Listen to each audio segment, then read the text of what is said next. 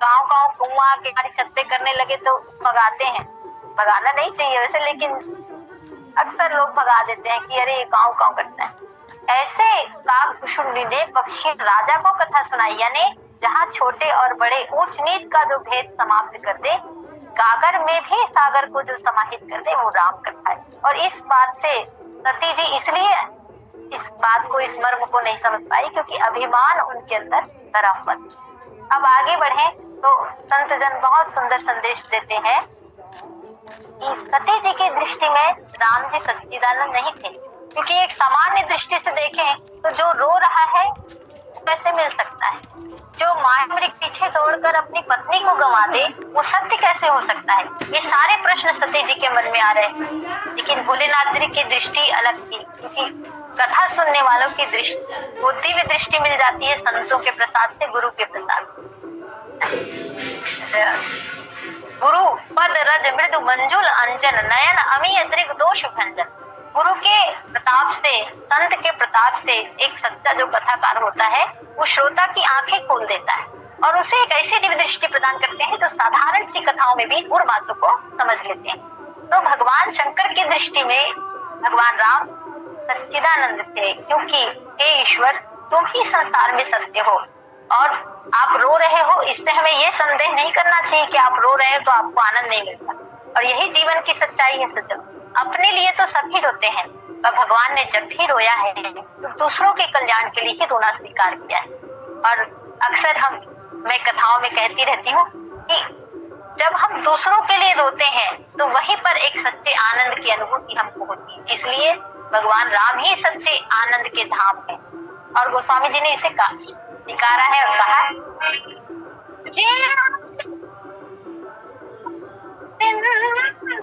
सुख राशि सी करते त्रैलोक सुपासी, सो सुख धाम राम हसनामा, अखिल लोक दायक विश्रामा।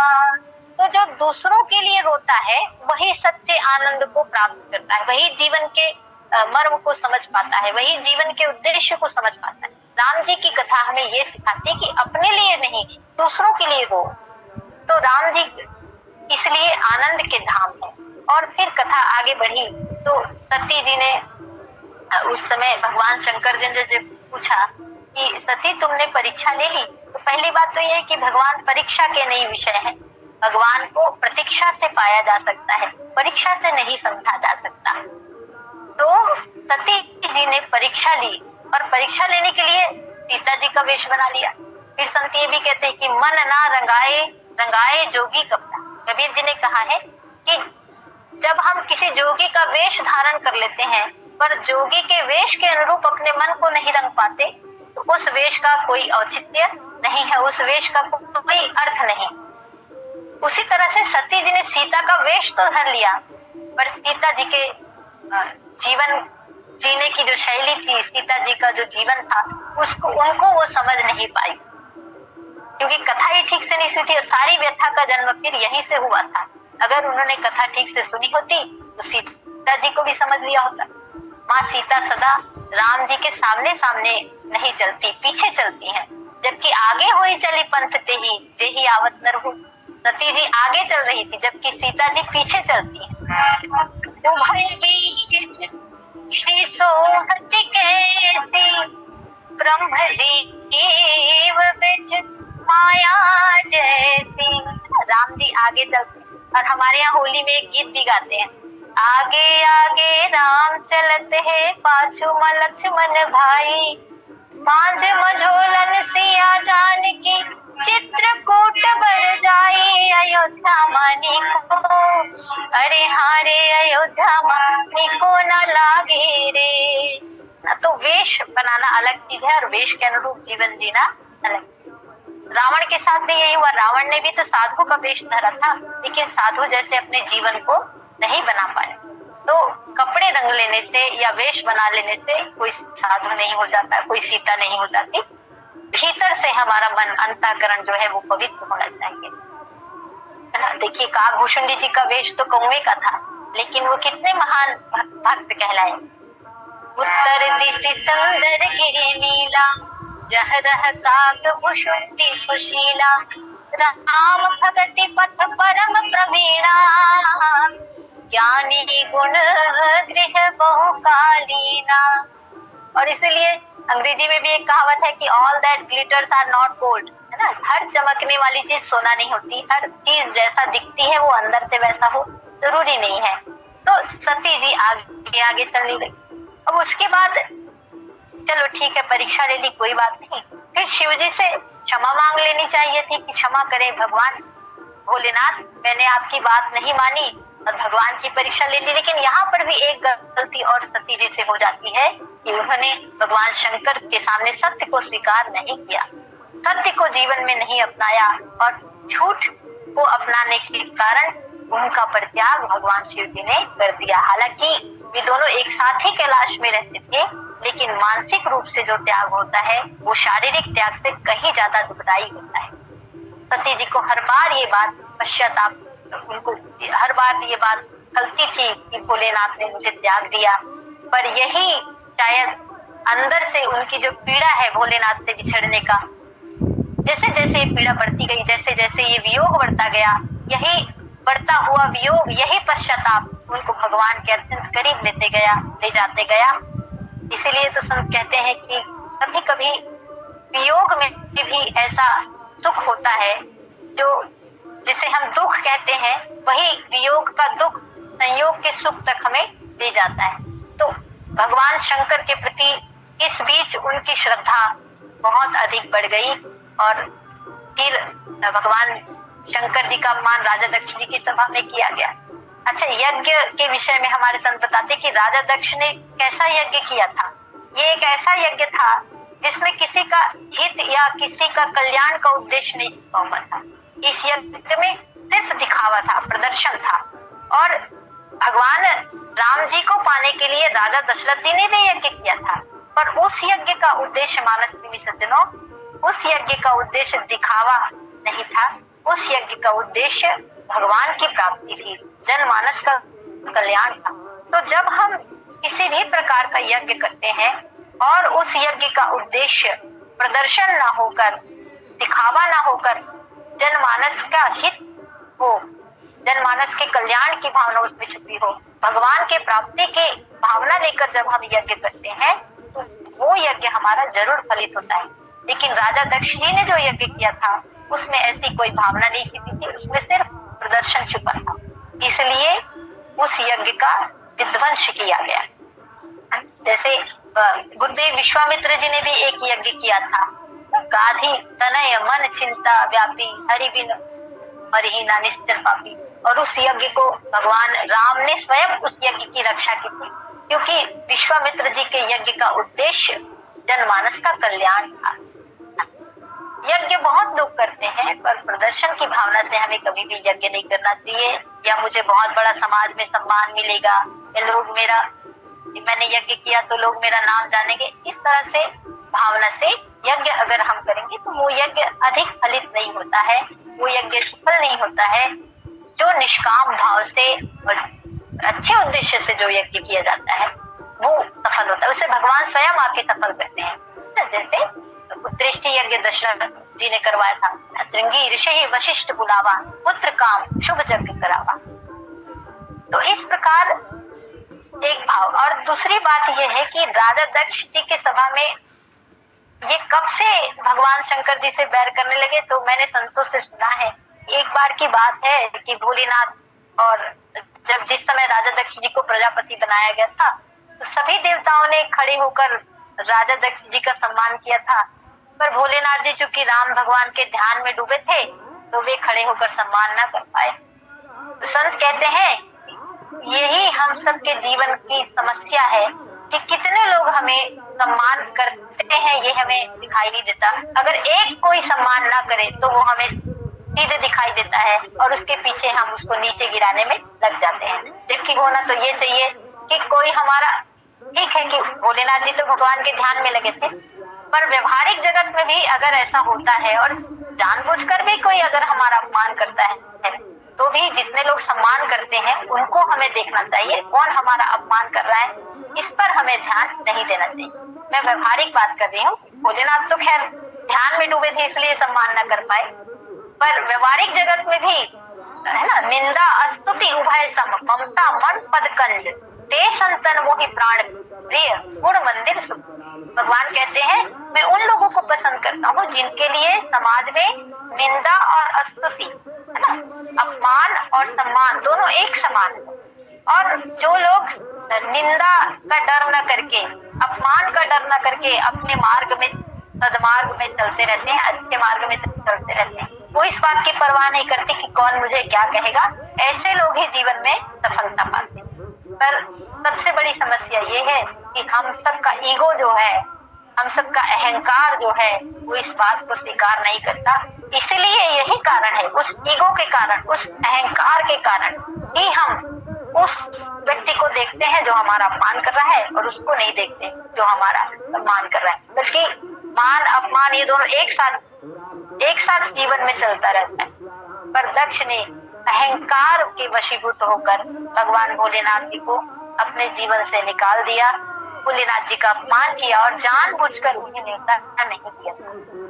कथा में आज इस तरह से हमारा सबसे बड़ा जो शत्रु होता है वो हमारा अभिमान ही होता है, और अभिमान सहित जो व्यक्ति होता है वो कभी भी भगवान के निकट नहीं रह सकता, भगवान का सानिध्य नहीं पा सकता। सबसे बड़ा शत्रु है।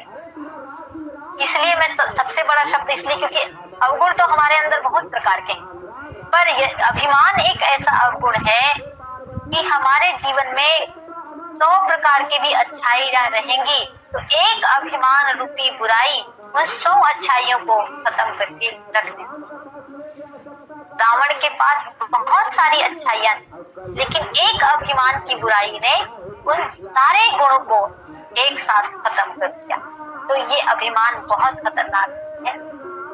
जब मैं था तब हरि नहीं, अब हरि है मैं नाही, प्रेम गली अति सापुरी जामे दो। और इस तरह सती जी ने देखा कि पति का अपमान हो रहा है, तो पति और पिता, यहाँ एक तरफ पिता खड़े हैं और दूसरी तरफ पति है। सती जी ने पति को स्वीकारा, क्योंकि पिता कहते हैं कि पिता भी हमें जन्म देता है, हमारा जन्मदाता है, हमारा जनक है। पिता का सम्मान, माता पिता का सम्मान करना हमारा धर्म है। लेकिन जब वही पिता मार्ग से भटक जाए तो उसे सही रास्ते में लाने के लिए भी हमको उसमें कोई संकोच नहीं करना चाहिए। सती जी ने नारी समाज को भी एक बहुत अच्छी शिक्षा दी कि अगर आप अपने पति के सानिध्य में रहते हो तो पति ही आपके लिए सब कुछ होता है। पति के अपमान को एक पत्नी को सहन नहीं करना चाहिए, और पत्नी का कोई अपमान करे ये पति को भी सहन नहीं करना चाहिए। और राजा दक्षिणी जी ने तो ये जानबूझकर किया था, ये अपमान कर उन्होंने जानबूझ के किया था। इसलिए सती जी ने शिव की निंदा करने वालों को वहां दर्शना की। मानस विश्व का समाज ये सत्य है कि सचमुच अपने इष्ट की जो निंदा सुनता है, ऐसे इष्ट की निंदा सुनने वालों का कभी कल्याण नहीं होता।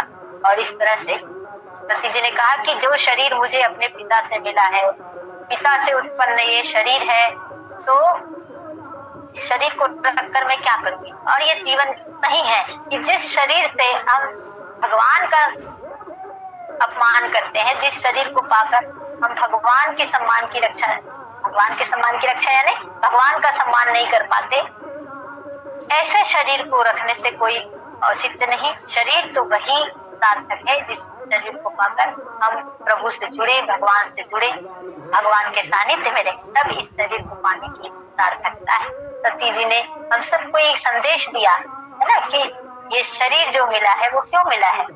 जो गोस्वामी तुलसीदास जी भी कहते हैं कि बड़े भाग मानुष तनु पावा, सुर दुर्लभ सब ग्रंथ नहीं गावा, साधन धाम मोक्ष कर द्वारा, पाई न जेहि पर दोष द्वारा, है ना। तो ये शरीर मुझे शिव की भक्ति के लिए मिला है, शिव के से प्रेम के लिए मिला है, लेकिन आज मेरे कारण मुझे भोलेनाथ का अपमान यहाँ सहना पड़ा।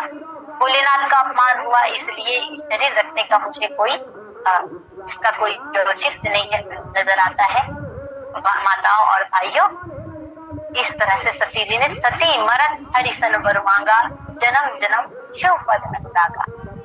इसलिए सती जी ने मरते समय भगवान विष्णु जी से वर मांगा कि हे भगवान, आप मुझे यही वरदान दो कि जब जब मैं जन्म लूं भगवान शिव जी की पत्नी बनकर जन्म। सती जी को बहुत खेद हो रहा था, काश मैं भगवान शिव से हट न करती, भोलेनाथ से हट न करती पिता के यहाँ आने के लिए, तो आज ये दिन मुझे न देखना पड़ता। तो ये सारा जो अपमान हो रहा है भोलेनाथ का, वो सब मेरे ही कारण हो रहा है। पत्नी को चाहिए कि हर स्थिति में पति के सम्मान की रक्षा करे, है ना।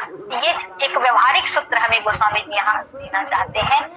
पति और पत्नी दोनों ही समाज के दो धुरी के समान है ना। जो छोटे बड़े नहीं होने चाहिए, जिनके मन में छोटे या बड़े की भावना नहीं होनी चाहिए, जिनके मन में बराबर की भावना होनी चाहिए, एक दूसरे में कोई भेद नहीं होना चाहिए। और गोस्वामी जी ने कहा भी है, हीरा अरख जल बीच सम, कहियत भिन्न न भिन्न, बंदो सीता राम पद जिन्हें परम थे। स्त्री और पुरुष का जो नाता होता है वो सिर्फ शरीर का नाता नहीं होता, वो प्रेम का नाता होता है, वो आत्मा का नाता होता है। जो शरीर से दिखने में भले भिन्न भिन्न होते हैं पर तत्वतः दोनों एक ही होते हैं। तत्व प्रेम करूं मम अरु तोरा, जानत प्रिया एक मन मोरा। ये बात सीता ने, भगवान राम ने भी माँ सीता से यही बात कही थी। इस तरह से सती जी ने जन्म जन्म शिव पद अनुरागा कहकर एक और संदेश दिया कि हम सब सभी संतों से सुनते हैं कि बार बार जन्म लेना और मरना, इस जन्म मरण के चक्कर से छूट जाना ही भवसागर है। लेकिन जो भक्त होते हैं वो, उनसे अगर कोई पूछे कि आप क्या जन्म मरण के चक्कर से छूटना चाहते हैं, तो वो कहते हैं नहीं, हम जन्म मरण के चक्कर से छूटना नहीं चाहते, हम बार बार जन्म लेना चाहते हैं। और जब जब जन्म ले भगवान का भक्त बनकर जन्म ले, भगवान के सेवक बनकर जन्म। मुझे भरत जी की वो बात याद आती है,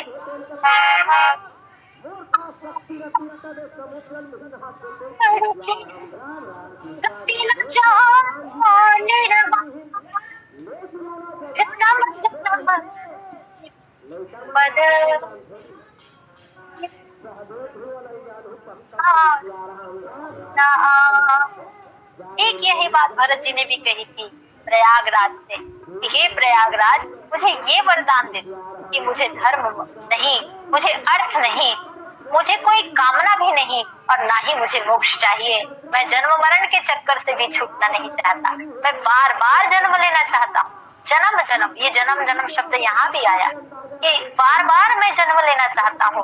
और जब जब भी जन्म लूं भगवान का सेवक बनके, भगवान के चरणों में रति करने वाला सेवक बनके जन्म।